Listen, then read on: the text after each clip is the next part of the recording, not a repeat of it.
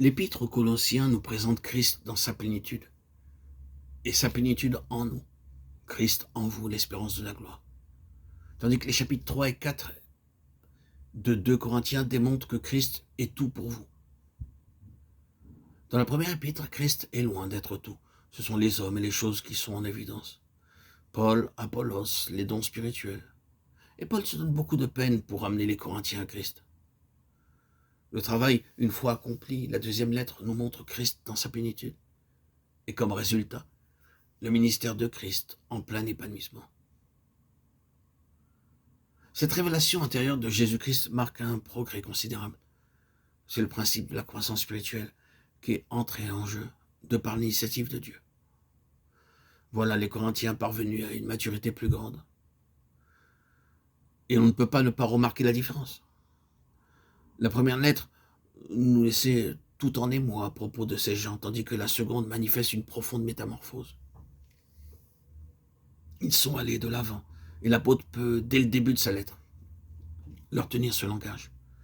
Dieu qui a dit « La lumière brillera du sein des ténèbres » a fait briller la lumière dans nos cœurs pour faire resplendir la connaissance de la gloire de Dieu sur la face de Christ. Le ministère qui est selon Dieu est puissant, comme au temps de Josué pour mettre les ennemis en fuite et les disperser de toutes parts. Or, ce ministère ne peut s'exercer qu'en vertu de ce que Christ est en nous. Ah, si nous pouvions seulement restaurer le ministère sur cette base-là. Le ministère qui est d'en haut n'est rien de plus et rien de moins que la révélation de Jésus-Christ dans le cœur de l'enfant de Dieu. Votre ministère sera efficace suivant ce que Christ est pour vous et en vous. Dieu ne peut pas sortir de cette norme.